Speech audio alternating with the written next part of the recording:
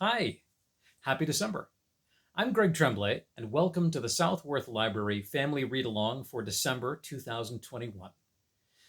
Well, the winter is coming fast upon us. The shortest days and the longest nights are just around the corner, and the holidays are everywhere. We've seen Thanksgiving go by, and Halloween is well past. Kwanzaa and Hanukkah and Christmas and New Year's all sitting all around us with time with family, and school is going to come to an end for a little bit of a break, and we will do our last reading of 2021. This month we are reading The Cricket in Times Square by George Selden. A mouse, a cat, and a cricket take a bite out of the Big Apple. Tucker is a streetwise city mouse. He thought he'd seen it all, but he'd never met a cricket before, which really isn't surprising because, along with his friend, Harry Cat, Tucker lives in the very heart of New York City, the Times Square subway station. Chester Cricket never intended to leave his Connecticut meadow. He'd be there still if he hadn't followed the entrancing aroma of liverwurst right into someone's picnic basket. Now, like any tourist in the city, he wants to look around, and he could not have found two better guides and friends than Tucker and Harry. But Chester has a hidden talent, and no one, not even Chester himself, realizes that the little country cricket may just be able to teach even the toughest New Yorkers a thing or two. Let's get started with chapter 1 of The Cricket in Times Square together. And then you and your family can continue reading at home. Let's get started. A mouse was looking at Mario. The mouse's name was Tucker, and he was sitting in the opening of an abandoned drain pipe in the subway station at Times Square. The drain pipe was his home. Back a few feet in the wall, it opened out into a pocket that Tucker had filled with the bits of paper and shreds of cloth he collected. And when he wasn't collecting, scrounging, as he called it, or sleeping, he liked to sit at the opening of the drain pipe and watch the world go by. At least as much of the world as hurried through the Times Square subway station. Tucker finished the last few crumbs of a cookie he was eating, a Lorna Doone shortbread he had found earlier in the evening, and licked off his whiskers. Such a pity, he sighed. Every Saturday night, for almost a year now, he had watched Mario tending his father's newsstand. On weekdays, of course, the boy had to get to bed early, but over the weekends, Papa Bellini let him take his part in helping out with the family business. Far into the night, Mario waited. Papa hoped that by staying open as late as possible, his newsstand might get some of the business that would otherwise have gone to the larger stands. But there wasn't much business tonight. The poor kid might as well go home, murmured Tucker Mouse to himself. He looked around the station. The bustle of the day had long since subsided, and even the nighttime crowds, returning from the theaters and movies, had vanished.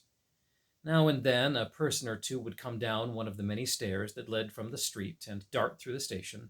But at this hour, everyone was in a hurry to get to bed. On the lower level, the trains were running much less often.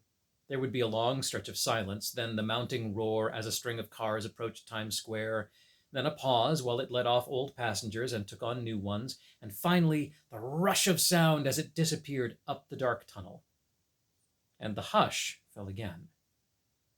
There was an emptiness in the air. The whole station seemed to be waiting for the crowds of people it needed. Tucker Mouse looked back at Mario. He was sitting on a three-legged stool behind the counter of the newsstand. In front of him, all the magazines and newspapers were displayed as neatly as he knew how to make them. Papa Bellini had made the newsstand himself many years ago. The space inside was big enough for Mario, but Mama and Papa were cramped when they each took their turn. A shelf ran along one side, and on it were a little second-hand radio, a box of Kleenex for Mama's hay fever, a box of kitchen matches for lighting Papa's pipe, a cash register for money, which there wasn't much of, and an alarm clock for no good reason at all. The cash register had one drawer which was always open. It had gotten stuck once with all the money the Bellinis had in the world inside it, so Papa decided it would be safer never to shut it again.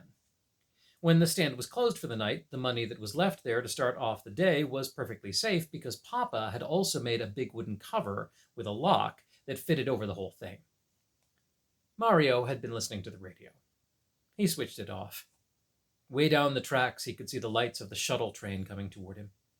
On the level of the station where the newsstand was, the only tracks were the ones on which the shuttle ran. That was a short train that went back and forth from Times Square to Grand Central, taking people from the subways on the west side of New York City over to the lines on the east. Mario knew most of the conductors on the shuttle.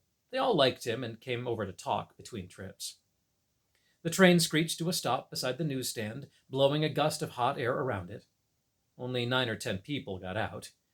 Tucker watched anxiously to see if any of them stopped to buy a paper. "All late papers?" shouted Mario as they hurried by. "Magazines?" No one stopped. Hardly anyone even looked at him. Mario sank back on his stool.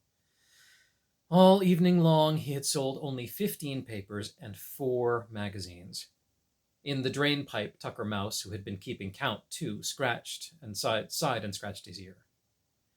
Mario's friend Paul, a conductor on the shuttle, came over to the stand. "Any luck?" he asked. "No," said Mario. "Maybe on the next train." "There's going to be less and less until morning," said Paul.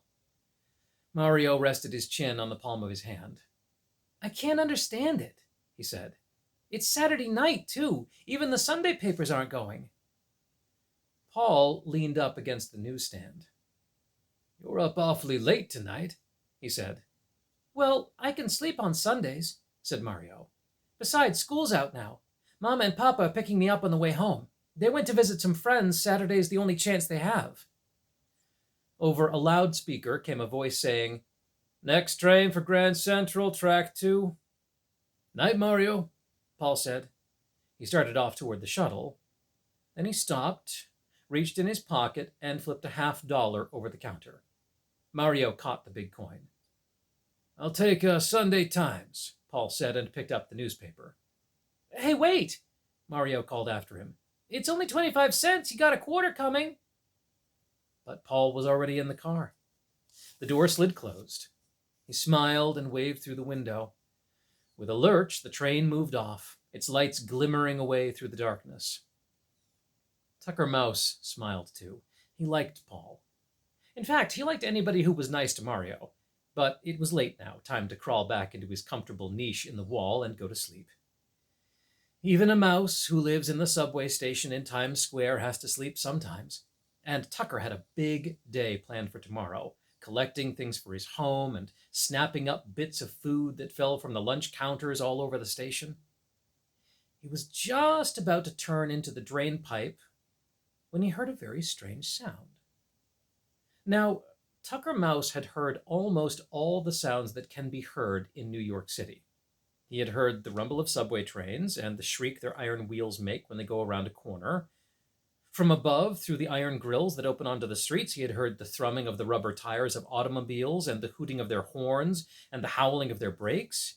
And he had heard the babble of voices when the station was full of humans and the barking of dogs that some of them had on leashes. Birds, the pigeons of New York, and cats, and even the high purring of airplanes above the city Tucker had heard. But in all his days, and on all his journeys through the greatest city in the world, Tucker had never heard a sound quite like this one.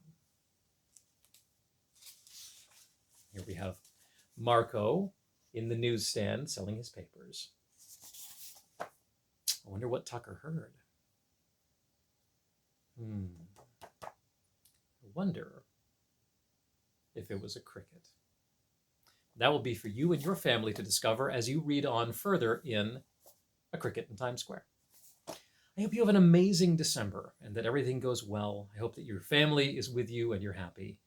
And I will see you all next year. Happy holidays.